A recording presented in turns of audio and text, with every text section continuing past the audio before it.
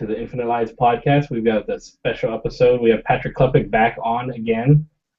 Hey, Patrick, how's it going? Hey, thanks for having me, guys. Appreciate it. I'm Dan P. We've got John Hood. Hello. We also have Kevin Nelson. Hey. So, Patrick, you just came back from E3. I wanted to ask the dumbest question possible. Who won E3? The gamers won because there were games there, and there we go, professional. I mean, my favorite stuff coming out of the show, I think, was either a combination of Nintendo's sort of collected lineup. They had a lot of really great stuff that really got me excited, and if you add it all together, I think the Wii U is looking more and more attractive. Sort of separated from the future of Nintendo and the sales of that machine. If you own one or are going to own one, there's going to be some really kick-ass games coming out for it down the line. And other than that, Bloodborne was sort of like the best thing that I saw at E3. So, and I don't think actually a lot changed in terms of, who won, who lost. It was kind of a solid E3 all around for basically everyone. If anyone came out ahead, it was probably Nintendo in the way they did their Treehouse Live and found ways of incorporating people that weren't at E3 into sort of the experience of seeing all those games. If you were watching Treehouse, you probably saw more of Nintendo's lineup than I did actually being there. So, Nintendo sort of had the mind share, I think, coming out of E3, but, specifically talking about the horse race between Microsoft and Sony, I don't think Microsoft screwed up, and Sony kind of kept trotting along. Was the Nintendo press conference kind of a surprise? Because it was a surprise to me. I was really kind of dead in the water with Nintendo, and once they showed that Zelda really, really quick look about it, but once they started talking about, you can explore in an open world, and you can go even to those mountains in the background, that kind of perked up every Zelda fiber in my body. Yeah, I wish it could. Was that a surprise to you too? Not a surprise that they decided to show it. I think Nintendo, when their back is kind of up against the wall, like what you can count on is that they're going to show the franchises you really wish they would show. At this point, all we don't have is a new Metroid game, and I'm sure that's coming, sometime in the next year or two. So, when Nintendo's kind of on the edges, it works out really well if you love their franchises because, well, with the exception of Earthbound or the Mother series, they're never going to give you that. It's the one thing they'll never do. I actually thought it was incredibly cruel that they made a joke about it in their Nintendo Direct. Were you able to follow? Yeah, were you able to follow up that with anybody about how cruel that joke was to the gamer populace? I saw. I believe someone asked Reggie about that in a subsequent interview, and his answer was like, "Oh, we were just having a little bit of fun with sort of our communication." And they did. My emotions. It was a good joke. It was really, really funny. And that's a really deep cut in a good way and a bad way that they brought it up. And I wouldn't be surprised if they got around to translating that at some point or another, because that would be not something that would sell a whole lot, but it would certainly endear themselves to their fans, and they seem to be going after that right now. But in terms of Zelda, yeah, it was a surprise that they often don't show footage when they're that early in development for a game that's probably next holiday. Often they'll show concept art, they'll show they'll talk about sort of like what the goals are with the game, but actually seeing a little bit of what they intend to do with it. If you look at that wide shot, you can see Death Mountain, you can see some other parts of the Zelda series that are kind of a staple. And that little 10-15 seconds, that does seem to communicate a whole lot about the game once you start breaking apart. Well, it doesn't actually look like you're playing as Link. And then Onuma in subsequent interviews had said that, well, we never said you're playing as Link. So whether that means you're actually playing as Zelda or maybe a different new character, that's sort of exciting in and of itself. But the idea that they're taking lessons from maybe not necessarily Skyrim. I think thinking of Zelda in an open world in that context is probably thinking a little too big. Largely because Nintendo's not used to developing AI systems and things like that nature. That's stuff that Bethesda has, gotten good at over decades of making games like that. But, looking at Zelda 1 as a framework, the idea that getting dropped into a world and then there are things happening in that, that's, I think, really exciting. And I think, A Link Between Worlds showed that they can kind of go back to the well and come out with something a little bit interesting and still new. And the idea of them doing that in an entirely new framework is super exciting, I think.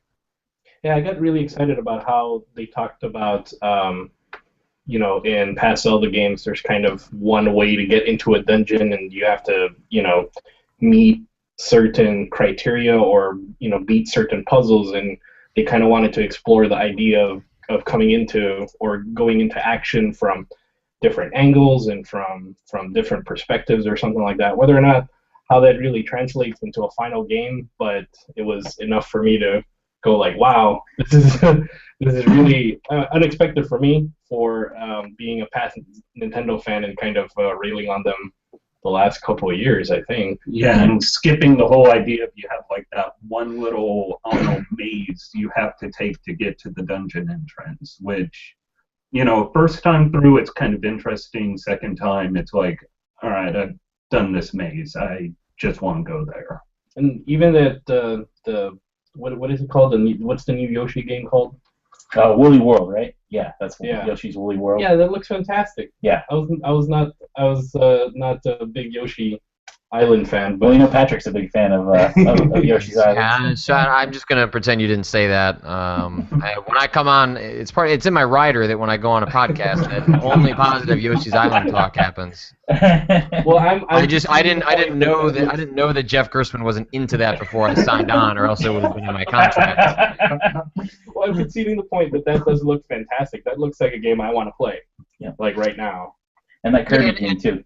Yeah. Yeah, and especially with Yoshi, Yoshi's New Island. Whatever you think of Yoshi's Island, Mm-hmm. you should think it's a fantastic game. But if you don't think that, Yoshi's New Island, even as someone that's a fan, was not a bad game, but a very uninspiring game. It was the developer felt like they were doing sort of a by the numbers checklist of, well, this is what you put in a game that's a sequel to Yoshi's Island, and this new one. Although I feel like at this point maybe I'm just participating in a Yoshi cycle, the same way that Sonic the Hedgehog fans do. Between the look and the modifications they're making to the way the gameplay actually goes, obviously it's still the same sort of general gameplay flow of you're collecting egg sort of things, you're shooting those around to get through an environment, but you're collecting different objects. They're changing enough of it, and the look is so drastically different that it seems like this is a team that cares about making a new Yoshi game as opposed to just putting out a new one to say they put out a new one. So I'm hopeful about it, but certainly after the last couple of Yoshi games, I think there's certainly reason to be cautiously optimistic about it as opposed to just assuming it's probably going to be pretty good. Yeah, it looks fantastic to me. It looks, there's knowing how Nintendo does things with kind of how they make puzzles and how they really ram home, like, this is the gameplay that you're doing. This is kind of the concept of it. Just like kind of being in that world full of yarn, I guess. It's kind of weird to say that, but sounds Kirby great. did it already. Yeah, and then the new Kirby game looks awesome. Like with the kind of claymation-esque type graphics or something like that. And then the whole reason why I bought the original Nintendo DS was to play that Kirby game. That where you're drawing the rainbow paths. Canvas Curse. Curse. Yes. Canvas Curse is a fantastic, highly underrated DS game that was, I believe, part of the launch, if not part of the launch lineup, then not long after the DS came out, and was probably one of the best uses of the stylus, especially in terms of Nintendo adapting an existing franchise and doing something interesting with it. It wasn't even really a Kirby game. It was just sort of a Kirby game aesthetic with this brand new sort of drawing mechanic. But it worked so well. It drove me nuts they didn't make one for the Wii or one for the 3DS. So, again, they're kind of pulling everything out to try and bolster the software lineup on the Wii U. But yeah, this new one, it looks fantastic. And you don't need to look at the screen. You actually can't really look at the screen while you're playing, so you're mostly spending your time looking at the gamepad because you need to be drawing constantly. But it looks gorgeous, and alongside Yoshi and the Captain Toad game they're putting out later this year, they seem to be setting up that there will probably be a pretty great game for the Wii U every 3 to 4 months, even if it's just coming from Nintendo. Well, and what I thought they did really well in the press conference and in the treehouse and everything was it kind of gave you a real reason why you're going to be using the gamepad, because that's what I felt. Why do I want to get a Wii U that's not as new as the PlayStation 4 or the Xbox and doesn't have all this online stuff built in and everything? Why do I want to use that gamepad? And I felt they didn't really make a case for it before, but in this press conference, it seemed like a lot of their games were saying, look, this is how you're playing. This is the one place you're going to get this experience. You're not going to get this on a PC. You're not going to get this on an Xbox or something like that. And that really made me really excited. I'm not ordering a Wii U console right yet, but I want to see how these games pan out. But Sure. it's definitely looking that way. You're going to play them on my Wii U and then decide whether or not you want to. Well, like I was telling some friends that were saying, like, I have most of my I'm the one like sole PC gamer right now, and a lot of people are saying, like, well, are you going to get a PlayStation 4 or Xbox now? After you've seen E3 and everything. And I'm saying that of all the systems, like, the one that's going to give me a unique experience, because I can get most of the games on a PC or like kind of thing, but the one thing that's giving me that's going to give me a unique experience is going to be that Wii U. Like, I can't get that on a PC at all. Indeed, yeah. No, I mean that's the last thing that I want to talk about with Nintendo was the Mario Maker thing, because I think Kevin and I, like, out of the all of us are we liked Little Big Planet so much, except for the platforming in Little Big Planet, which was, you're like, why can't this control better? And then for them to come out and show, like, Mario Maker, even though it had been rumored for a while, getting those two, seeing them switch between the two different styles of the Mario game, I thought that was pretty exciting. And then just, like, seeing the potential of something like that where you could, I've seen the internet videos with all those weird modifications to Super Mario Brothers with the impossible levels, and I think that's kind of exciting to see what some people come up with, being able to download, like, hey, here's a whole new Mario game I can download if I want to. So, Patrick, did you get a sense of how big you can make those levels? Like, how crazy you can just kind of build out the level with that Mario Maker, or were they even talking about that stuff?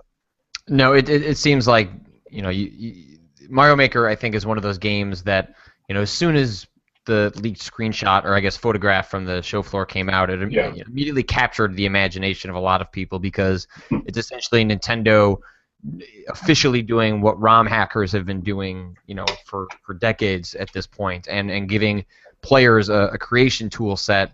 I think that's, Little Big Planet was amazing, but also I think in the back of everyone's mind it was kind of like you just really wanted to make a Mario level. Yep. That's why everybody worked on that. Yeah. Also, like, why are these physics such garbage? That was the thing. Like, why am I floating so much when I jump? God.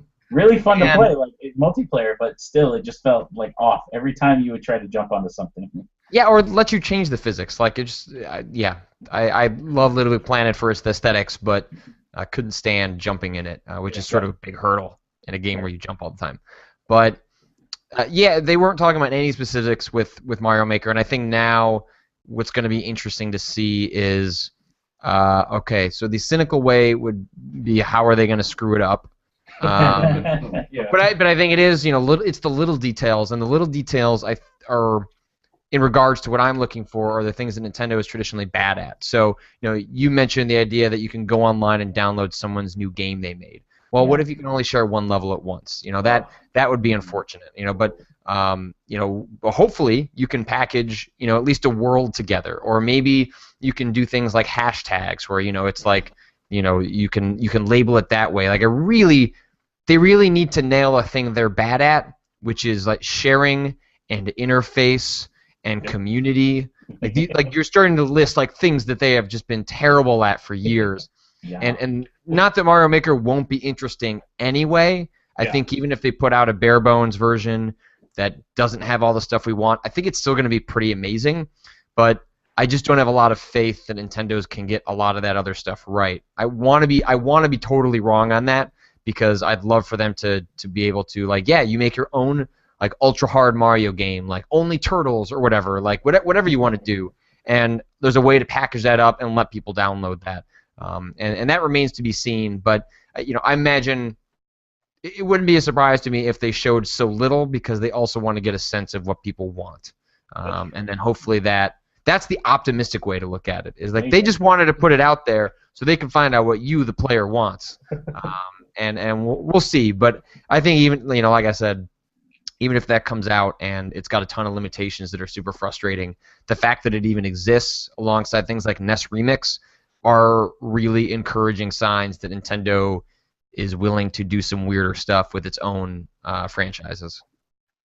Yeah. That's definitely, yeah, no. I mean, I as a lifelong Nintendo fan, I want them to be good again.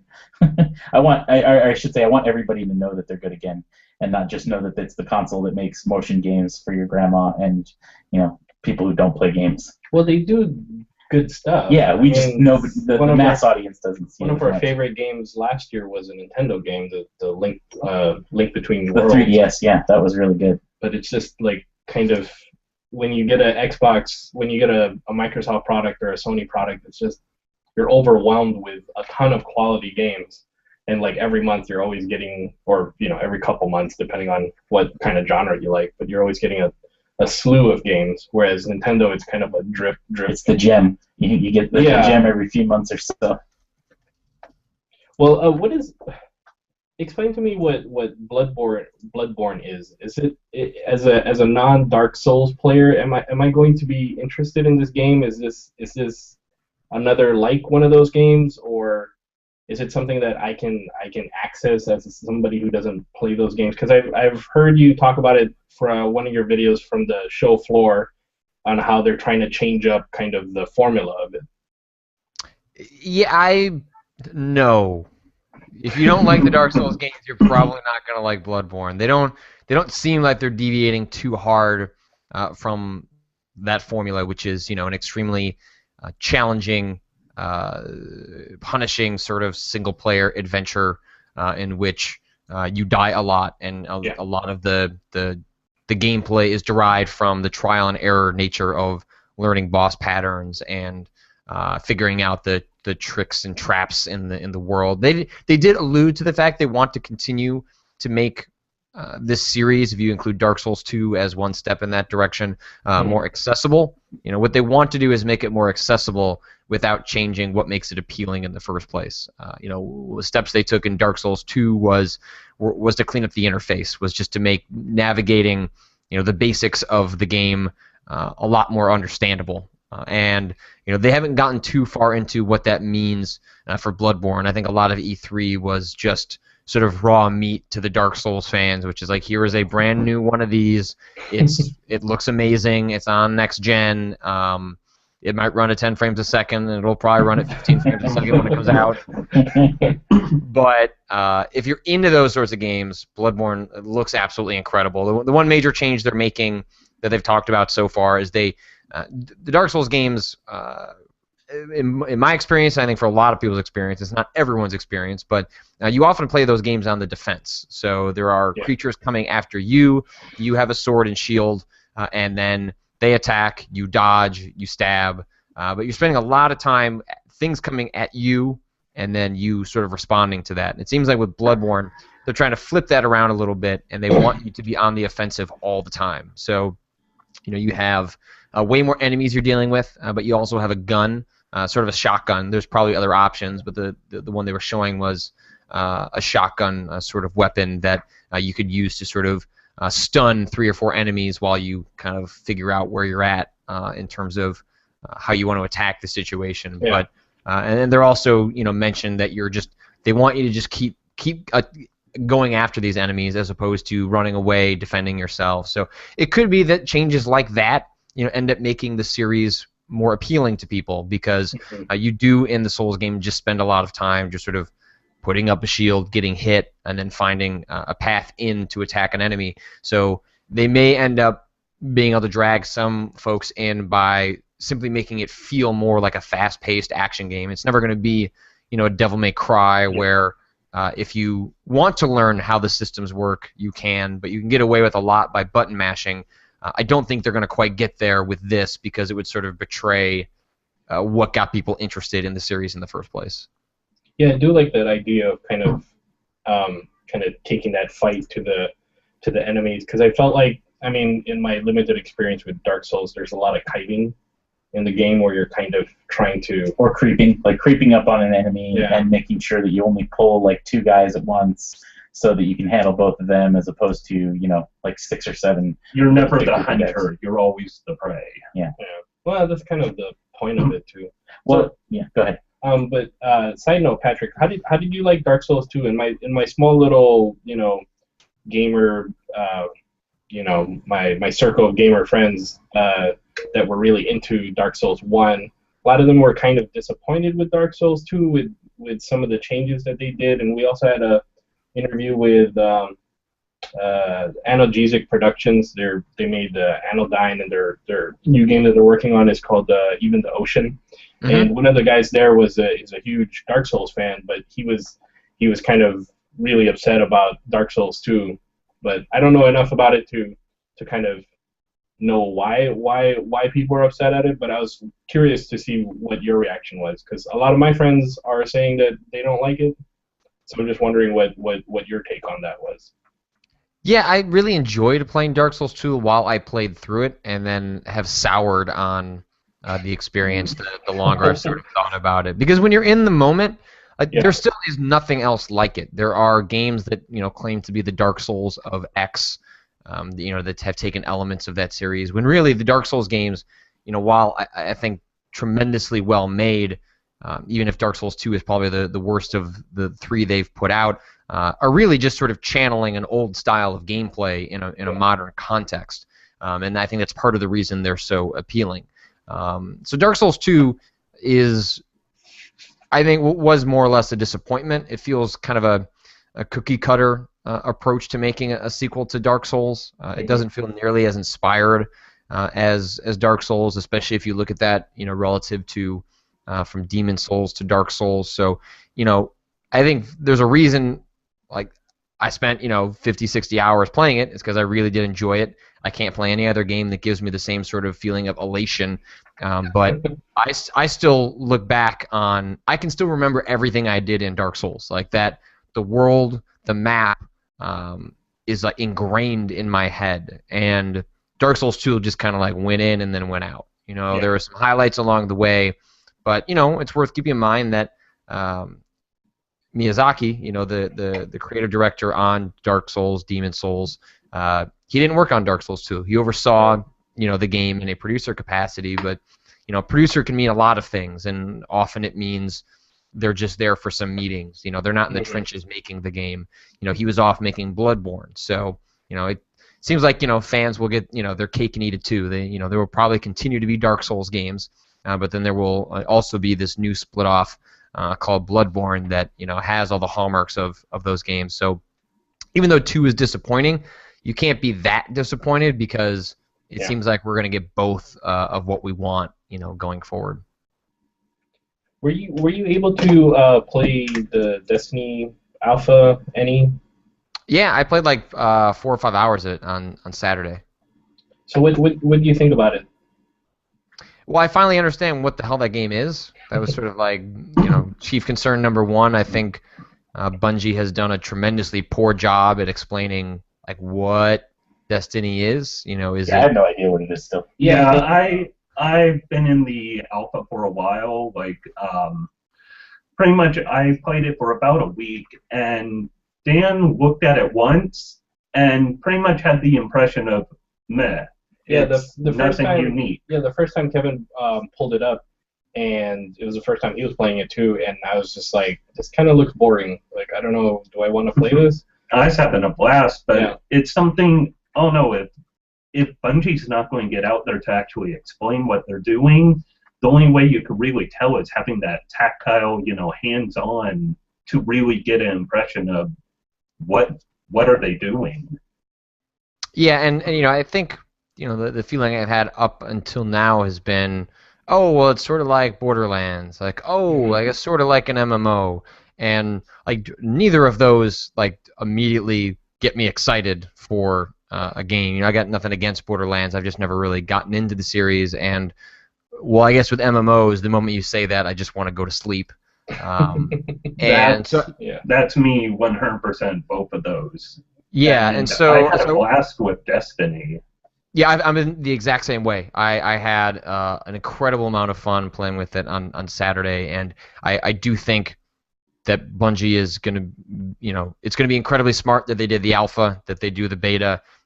I'm sure that they need people to test things for them, but I think it's going to do the work that they've had trouble doing themselves, which is explaining what that game is. I just think people have a lot of preconceived notions of what an MMO means, and that has a lot of negative connotations, I think, for people these days. And like it really, Destiny really does just feel like you're one part of a much larger player-driven universe, and you can kind of do this campaign stuff. But it's like it was the moment that it clicked for me was when I had played like an hour by myself, and then I went and ate lunch, logged back on, and I saw two friends were playing through a mission, and all I had to do was click a button and just warped right in to exactly where they were in the middle of the mission. Then we were already in a party, and then we were off doing other missions together that not only included some story stuff, but it included these public quests where just randomly when you're going through an area, it'll just spawn a quest that involves not only the group you're with, but the people that are also in the vicinity next to you, and it's stuff like that. Like, I think the terminology scares people off. I think you say public quest, and again, you just want to go to sleep. But then when you have the experience of, oh, hey, I was with two of my buddies, we were walking through this big open field, you just hear this loud, like, wah, wah, and then all of a sudden it says, like machine, whatever the machine is, like, this thing is incoming. It just drops down in the middle of the field, and then all of a sudden, like, four other guys, like, come out of nowhere, and you're all trying to take out this huge horde of enemies with this one machine in the center, and you've only got, like, 6 minutes in order to do it, and you're all doing that in the context of, like, a really well designed shooter. Like, it's not cooldowns. I mean, there are cooldowns, like your grenades run on a cooldown, like your special powers run on a cooldown. It's like, I thought that's a good idea. With the grenade being on a cooldown. Yeah, but it doesn't. I think when you explain those individual elements, people start to like think of all the bad or boring MMO experiences they've had. Yeah. And you look at gosh, what's that really bad shooter MMO? Well, there's PlanetSide, but it's not that one. It's the Sci-Fi Channel one. No, he said not PlanetSide. No, it's the Sci-Fi Channel one. I can't remember. Anyway. Yeah, that's nice. I just think TV show. I just think people have had some bad experiences with the terminology, and then that sort of taints what you think Bungie is putting together. But that little taste that I've had, like the 5 or 6 hours I put in, I mean, I'm psyched about the beta. Like I'm incredibly excited about the game coming out in September, and the idea that I can be having my own little adventure, but at the push of a button, I'm just with other people doing crazy stuff. I mean, it's that sounds really, awesome. really good. That's the thing I think one thing they should have done is left out the dance button. Leave the emoticons out of there because get rid of the MMO of days past. No, I want to put down my boombox and I want to start dancing. in space. Yeah, exactly. To me, the thing that got me right away was the sense of Bungie has this good way of kind of conveying epicness. I don't know how to really describe it, but just playing through, like I used to play Marathon back in junior high, and then their Myth games on the Mac, and then going on to all the Halo games. It always felt like you said, like you're kind of a smaller part of a bigger world, and it always kind of feels like there's like epicness to the game. Well, like Halo, you're just walking along, nothing's going on, and that soundtrack kicks in. And you see the world beyond, and it's like, all right, I'm in something huge. Yeah, and it's something with Destiny that you kind of have to play a little bit of it to kind of get that feeling. Or I want to get my hands on it. I actually want to play it just to see what it's like because I haven't actually had a chance to try it out yet. So. And I think also what's added to the confusion is that there's a sizable portion of the audience that was into Halo that loved the lore, loved the story, and I think in the messaging of, hey, Destiny's like this multiplayer game, you can play with all your friends and go on these epic adventures, but also there's a single-player campaign, like people were like, hey, but Bungie, a big part of the reason I love your games is because you make these really incredible single-player adventures, and I don't think they've done a great job of making sure people know, hey, you don't want to mess with any of this other stuff, you don't have to. Like, you can just play the game, and you can just enjoy the story that we've set out to tell you in a way that it's just like the campaign in any other game. But it's hard for them to say that without like this multiplayer stuff is at the core of what is supposed to make this different. So I think they've just had trouble sort of getting people like what this game is. But I think the alpha it's gotten rid of all my fears. Now I'm just excited to get access to all the loot and hit the level caps and things like that. So that's the only part of the alpha that I wish they could have had, is some sort of semblance of what the story was going to be. Because, I mean, essentially all you get is Tyrion Lannister telling you that a wizard came from the moon. Yeah. Right. I'm also kind of not concerned, but just kind of wondering what like the the end game is. Like, do you keep going on quests, or do you get to a certain point and you're not playing it anymore, or something like that, and you start over with new characters or something? Like, how much of the MMO part of that is part of that DNA? The treadmill, how long does it last? Well, is there like a end like level end boss raid or something like Borderlands that? I mean, it did have like the multiplayer stuff, but it did have a beginning. It had a story that you could play through. And that's the thing, because that's what I liked about playing Halo, is I don't care about the multiplayer. I don't really want to play any shooters online. That's not my thing. But playing through a campaign like that co-op with my buddies, that's something I really want to do. And that's the thing, like, from what you guys are saying, that you can actually do that in that game. So that makes me kind of excited to, actually get my hands on that and try it out. But I don't think I need to play it until it comes out, personally. It's not that far off either. Yeah, exactly. Yeah. Not that far off. It's the one game coming out this year. Hey, except Captain Toad is coming out on the Wii U. Thank you. There you go. Yeah. And I am honestly excited for that Shadow over Mordor game, personally. Because I like Lord of the Rings. Yeah, so. Were you able to play that, Patrick? I was not able to play it, but on one of our night shows, Alexa Ray Korea from Polygon, who is a staunch Lord of the Rings fan, like, she is like losing her shit about that game and was gushing about it on our live show. And actually, anti-Lord of the Rings, anti-fantasy Jeff Gerstmann, even he was forced to admit that the game looks really interesting. What they're trying to do with this Nemesis system is sort of their sort of like centerpiece differentiator from other games, in which you can try and take down a boss. If you fail to do it, if you die in the process, that guy is going to come track you down later. The impact you have on individual AI has ripple effects in the world, and I'm curious to see how that stuff plays out. I really have literally no interest in playing. I like Lord of the Rings. I don't need another one of those necessarily. But it seems like what they're doing from a gameplay perspective actually sounds really fascinating. And if I had my pick, I'd rather swap that for Batman Arkham Knight and have that come out in October instead. But it does sound like we're getting a pretty interesting game. And so I'm, there's a lot of there's actually some. Dragon Age Inquisition comes out in October. That'll be interesting to see what the reaction to that is, because I still don't know how that actually. Dragon Age 2 burned all the bridges. Yeah, I never played Dragon Age 2 myself, so I didn't really like Dragon Age 2. But hey, that's the only game EA's got coming out this year out of their 6 games that they announced at E3, right? Well, I guess if you count Hardline. Oh, Hardline! I could give. I'm actually in the beta on that, and I don't play first-person shooters much, but I'm like, hey, I'll try it out. Why not? And it's really just it's a Battlefield game with cops and robbers. That's about all I can say. I don't like launching a game from a web browser. Yeah, well, let's not get into Origin on the PC. Well, not Origin, but it's just the battle log and stuff or whatever it's called. So, also wanted to talk briefly about No Man's Sky. I think we all want to hear about No Man's Sky. Yeah. So, is this for real? Like, I mean, I don't know if you know much. Nope, it's canceled. They're not making it. Because you asked about it. Now they're canceling it. Well, I know you ruined it. Way to go, Ben. Yeah, just scratch it off your list. I put it. It was actually the last thing.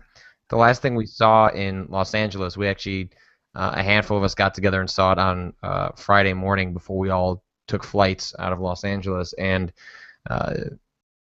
yeah, it is the real deal. I have some concerns about the game as it relates to how I like to play games. So basically, the way they sort of pitch the game, and I think the concern after this most recent trailer at E3 was that looks gorgeous, but what do you do? Yeah, Like, yeah. what do you actually do in this video game? And they explained to us that when you touch down on planets, there will be sort of points of interest. There'll be like certain geographical elements or things on the planet. They're like, hey, you should go check this out. But those, from what I could surmise, are more along the lines of, hey, if you need to mine a certain type of material in order to build a part for your ship, that's over here.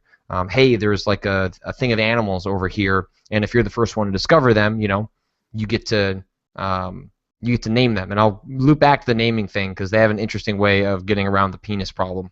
Yeah, that's instantly where my head went. It's like, the internet naming things, it's just, it's going to be bad. And so there are things like that, but also like it doesn't seem to be you can't really die, right? So when you get shot down in the sky, you just go into an indestructible life pod that lands on the planet. And it doesn't appear that when you're on the planet that you're going to get into any sort of combat with another alien species or animals. Like, it is very much an exploratory game. It is sort of like Spore in a way, but all about exploration, going from planet to planet and hopefully being the person that, finds something interesting. And there's never going to be a quest log. There is not like, hey, you need to go do X, Y, and Z. So it is very much a game where the enjoyment is extrapolated from a sense of adventure and discovery. And so Vinny and I were talking about that after we came out of it, where it kind of brought the game a little bit, to use a bad analogy, down to earth a little bit for me, because like the idea of searching a universe, discovering things, does sound really cool, but I also kind of need the carrot on a stick to keep exploring. Yeah. Or else, at what point do I just transition to looking at YouTube videos of what people have discovered in No Man's Sky? They said they also have to be sort of delicate with the way they put together their trailers. So, like in the trailer at the E3 press conference, they kind of swoop in on the planet and you see this brontosaurus kind of looking creature. Mhm. They said that's not going to happen very often when you play the game. Like, they want those moments to be extraordinary. They want you to be freaking out when you get onto a planet and there's actual life. You may go hours where you're just kind of exploring, you're like finding bacteria, you're finding very lower level life forms, but the idea that you're going to find the planet with the brontosaurus is supposed to be like the equivalent of a boss battle. Like, it's something you're only going to see every once in a while. And a lot of that stuff does sound really interesting, but I am a little worried that like 4 or 5 hours in, I'm just going to kind of be like, we'll look at some more planets. So the way go ahead.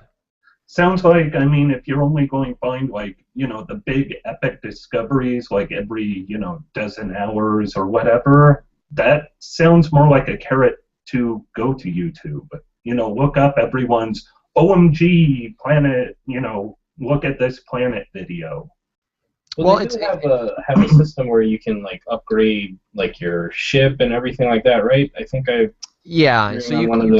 you can't get to certain planets, and you can't do certain tasks without upgrading both your suit and your ship. So there is sort of a progression in that sense. And getting all of that, maybe that will take 20, 25 hours, and that'll satisfy what would be the equivalent of sort of a traditional quest log. It just won't be necessarily that, hey, do this in this order. You can kind of do it in the order you want. And the naming stuff is interesting because they originally had planned to not allow players to name anything, because they knew immediately players were just going to go right to just calling it the penis planet. Yeah. And And then players responded with, well, yeah, but that seems to take away some of the sense of ownership from the discovery process, because when in real life, when things are discovered, the people who discover them are allowed to influence how it's named. And so they tried to find a compromise there, and their compromise, I think, is pretty interesting, because when you discover something, there's sort of a random name generator that pulls from various Latin phrases and things like that, and spits out like a very fancy sounding name. So there will always be a very professional scientific name for whatever you discover, whether it's an animal or a planet.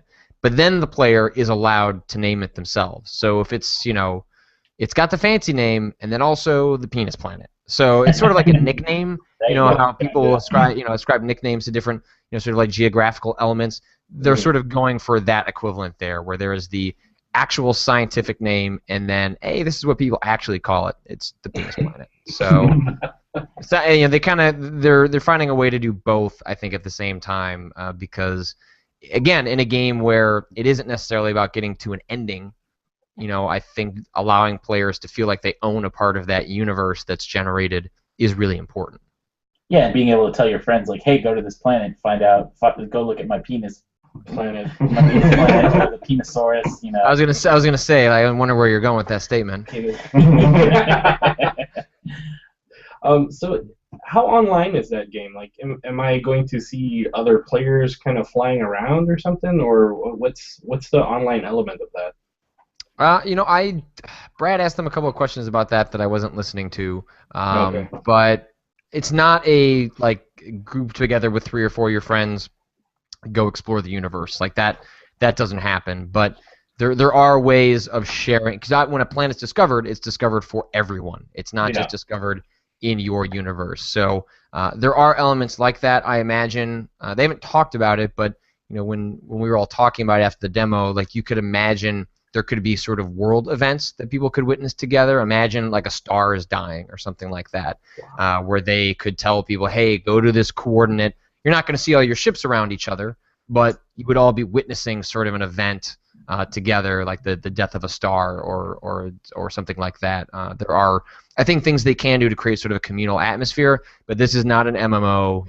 There are limitations of a 4-man team, and I think that's where you start to see them is, it's asynchronous sort of MMO aspects, as opposed to like in Destiny, where you are actually just jumping into people's games as the action unfolds.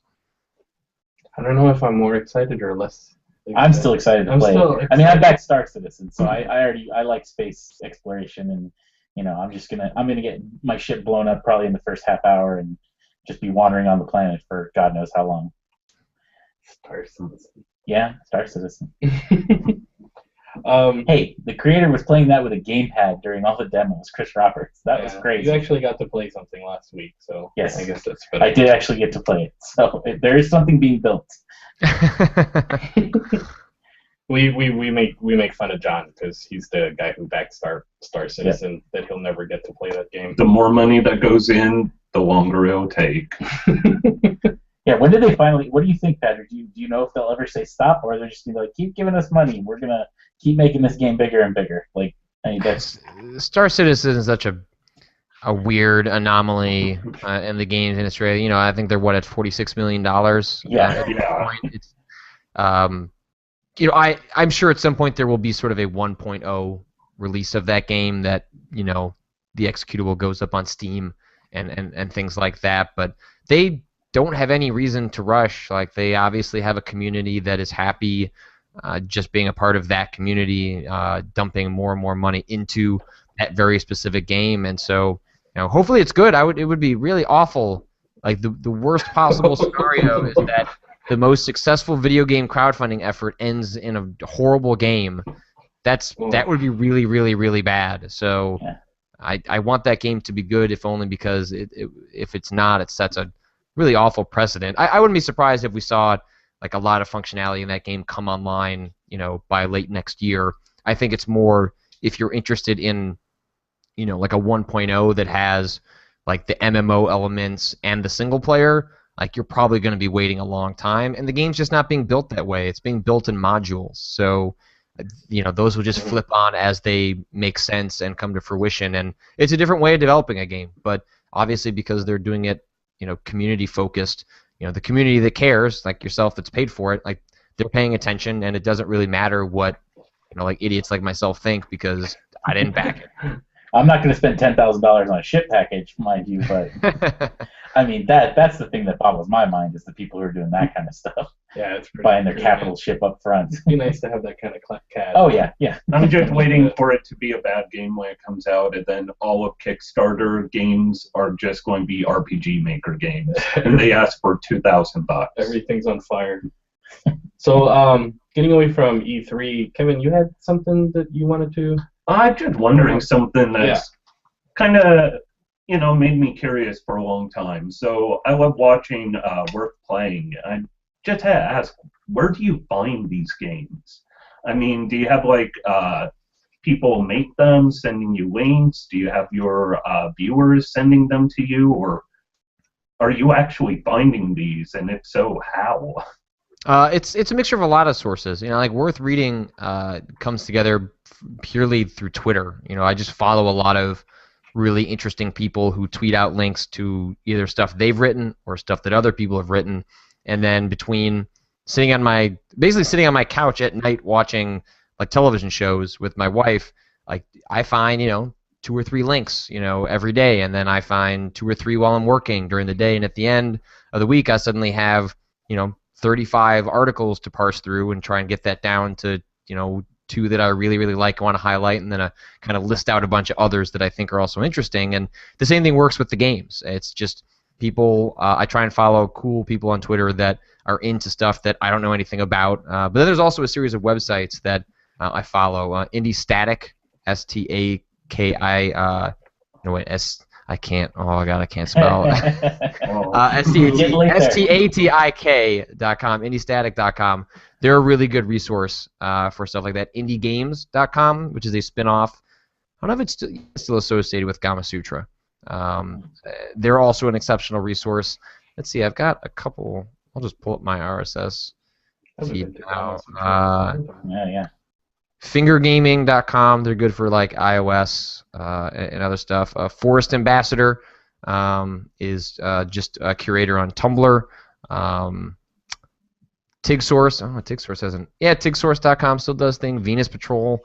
So I basically, long story short, I have a bunch of different websites I follow and kind of pluck from in addition to the people I follow on Twitter. I rely on other curators of games in order to curate the lineup that goes in to Worth Playing. Otherwise, tracking all that stuff down would be, kind of a job all on its own. Yeah, I was thinking, if you found all of those on your own, you must have insomnia and just spend all day. I should have just said that. It would have been way more impressive. I was I just find out stuff on my own. I got it. Deep web. The deep web. You don't even know. Yeah. Well, speaking of genres that you don't even know anything about, I think last year was when you started the Fire Emblem series. Am I correct? Yeah, I guess that's when Awakening came out, right? Early 2013. So, are there any other? Is there a genre this year or in the near future that you're thinking of going into that you haven't actually explored before?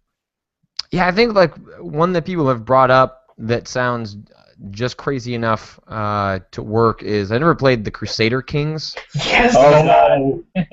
Dan just spent 45 minutes on our last podcast talking about the Game of Thrones mod for the Crusader Kings 2. Patrick, I will teach you Crusader Kings.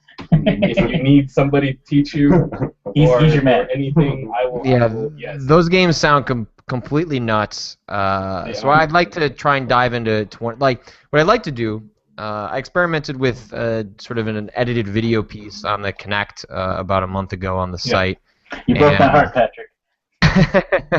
As somebody who worked on that for launch and just listening to some of the things. One of the things I forget what it was that just drove me nuts. I want to say it was not using the go-to command enough. I'm like, it's not that bad.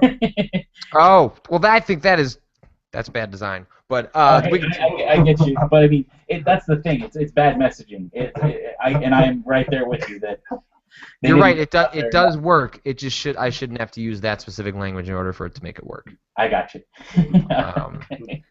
But so doing sort of an edited piece to sort of convey my feelings on a game is something I want to get into a little more often. So the idea of streaming 30 hours of Crusader Kings seems especially if I'm by myself. There's people who do it. They're crazy. Yeah, exactly. Yeah, I'm trying to avoid going to Crazy Town while I'm going to play a game made for crazy people. But the idea that if I put in, like 20 hours into Crusader Kings, recorded all of it, but without commentary, and then, distilled that down to 8 to 10 minutes of here's what's amazing about this game, and here's some of the amazing things that happened. That sounds really, really interesting to me. So I'd love to do a video series where I did that with a bunch of different sort of crazy genres that Giant Bomb doesn't traditionally touch, genres that I have never tried to get into before.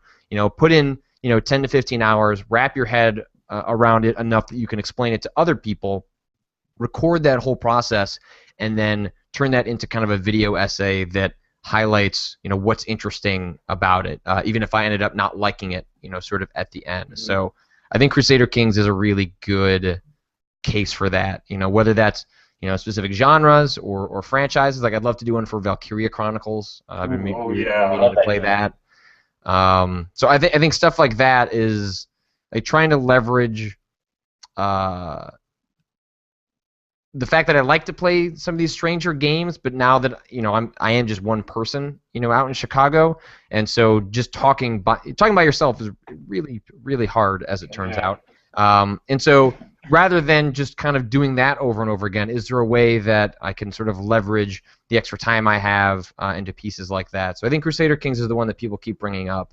So now with E3 having passed and not a ton of big games coming out for a little while, it might be the right time to jump into Crusader Kings.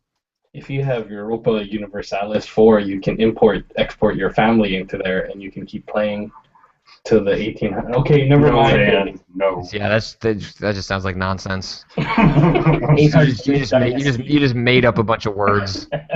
How do you think we feel? We had to deal with them. It's just like put it on mute, walk away, and just let him have his 45 minutes. Yep. Just yell when you're done. Yeah, no, it was. Yeah, their eyes were glazing over on Saturday. No. See, like we were mentioning, it reminds me of the Eve stuff. Like you love hearing the stories about that game. Yeah, you want the recap, not the gameplay.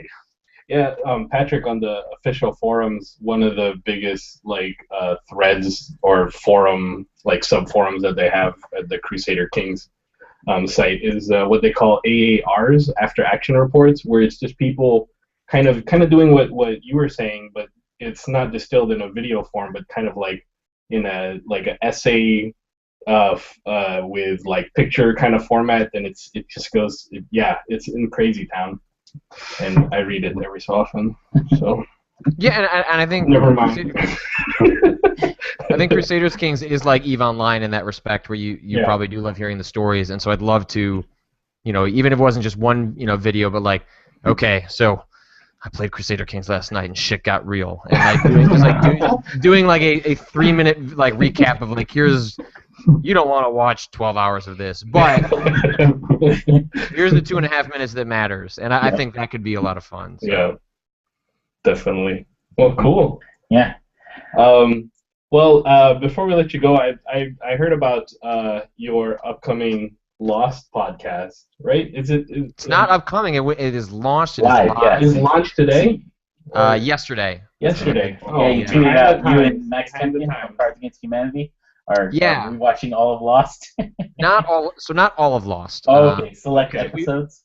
Yeah. So what we wanted to do, it's called Rewatch Podcast. I think it's called The Lost Rewatch Podcast, but we plan on doing other things with it past watching Lost. But Max and I are huge fans of Lost. I've always wanted a reason to rewatch the whole series. It's one of the I don't collect a lot of things, but I have the big Blu-ray box set in the Egyptian tin and everything like that. It's one of the few sort of ridiculous collector things that I indulged in. And we thought, well, why don't we do this with a community instead of just getting together and watching it on a Saturday night?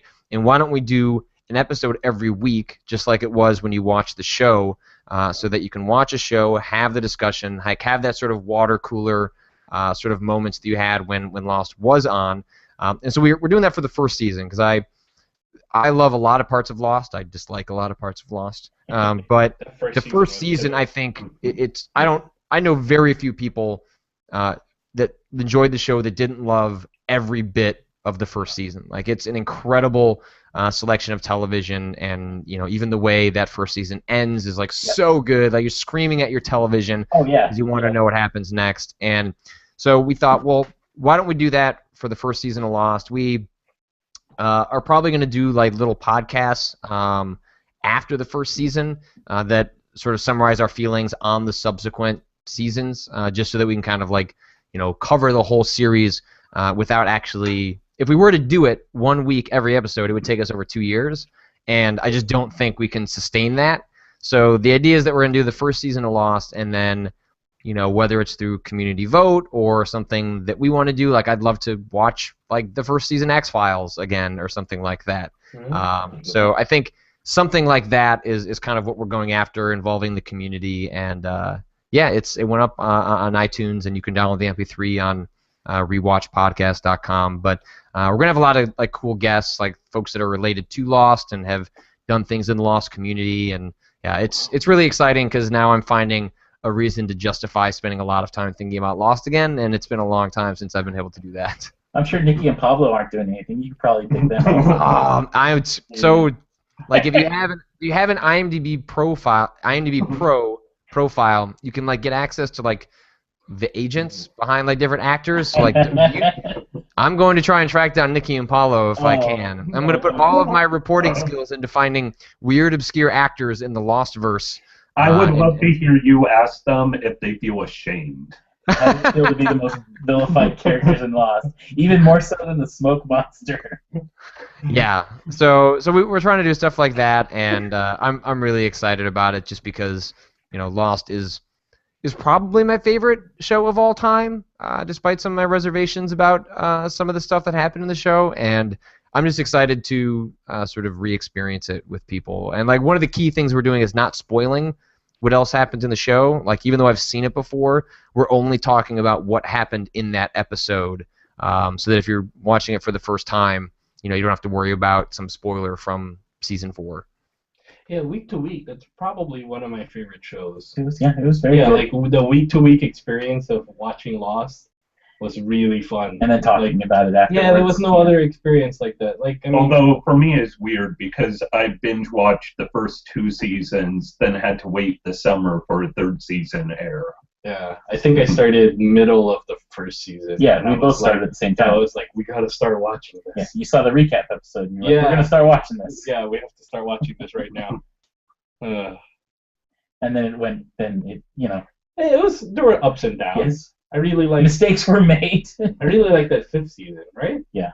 The one before the final season. Yeah, there was the back in time one. The flash forward season. I forget. Where they started doing those. 4 or 5 when they started doing that. I don't know. Patrick's our resident Lost expert. Yeah. Which one was it? It was season 4. There you go. We got to go back. We gotta go back. We gotta go back. Well, that was the end. That was the season finale of season 3. Yeah. And if we're being specific. And it's pretty cool in my mind because I recognize all of those places because I grew up in a lot of around those areas where they filmed those scenes. Yeah, you knew a funeral home was actually a laundromat. Yeah, it was a laundromat. It used to be an arcade, and then across the street where Jack in that season finale episode when he got off, there was a Japanese barbershop, and there was the sports card store right next to it. That's where we used to hang out. And I was like, that is not Watts or Compton. I forgot where they were supposed to be. LA, somewhere in LA. It's a big place. Yeah. All right, Patrick. Well, you've been, I think we're good. Thanks for your time and everything. Yeah, it's been about an hour or so. Yep. And I'm glad we finally got to get this working and everything. I know that you've been super busy and all that stuff, so just thank you for giving us a bunch of your time. Yeah, not a problem. Thanks for having me again, guys. Yeah, it's always great. Always a pleasure. Cool. And we'll hopefully see you all. We'll see you at PAX, definitely. Oh, awesome. Sounds good. Yeah, no, I'll definitely be there. We all luckily got tickets, so. Yeah, cool. Perfect. It's a bit of a trial. Yeah, we endured the gauntlet again. Yeah. But we'll be in. I'll be in touch with you and everything, and then hopefully we'll talk to you again soon. Cool. Sounds good, guys. Thanks so much. Thanks, Thank Patrick. you. Thanks. Yeah. Take care. Bye.